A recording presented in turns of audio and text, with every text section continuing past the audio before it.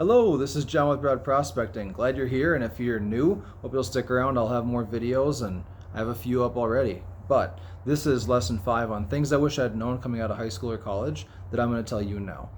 So you should always learn to use as many keyboard shortcuts as you can, whether it's using Microsoft Excel, presentations in PowerPoint, if you're in an ERP system, if you're using Python for coding, anything like that. And the reason for this is primarily that when you are in training, specifically, or in your presentations, whatever it might be down the road, other people are going to watch you operating your computer. And if you don't know the really basic things like, hey, they could do this faster by clicking control and then selecting this cell, or they could do this faster if they had a hotkey set up that did this, this, and this for them, people are going to start judging you on that. Now, it's not like, oh my God, they don't think I can, use Control C properly. It's not that. It's really that let's imagine that you were trying to train somebody to do something, and everyone probably had this experience with their grandparents if they ever did computer support with their grandparents, but the person will click on this, and they'll right click, and they'll click on copy, and then they'll move here, and they'll click on this, and they'll click on paste, and it's super slow, and it's super frustrating to watch.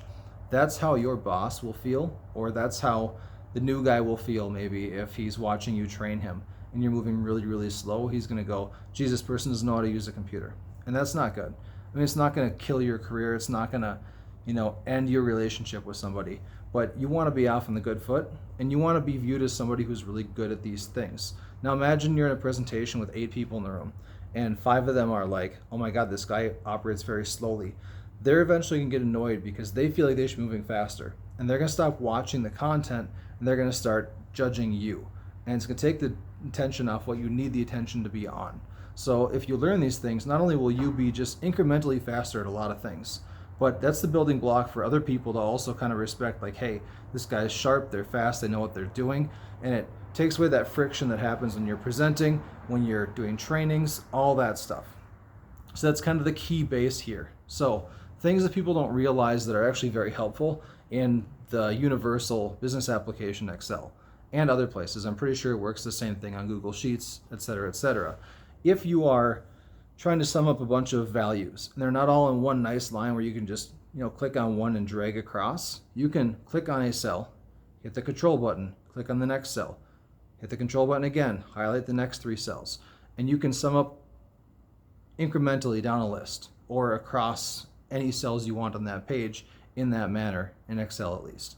Another thing that people don't realize is you can click on one cell and you can click Control Up, and it will drag you automatically to the next thing above you in that column that has any value in a cell. So if you're on like row 1999 and you're like, hey, I want to get back up to the top, Control Up, Up, Up, and that'll probably get you all the way to the top, unless your list is full of like blank spaces in between stuff that has values in it.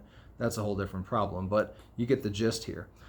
I've seen new employees a lot. Personally, when I was training them, they will go to highlight, like a table of data to print it out onto a sheet or copy and paste it or something.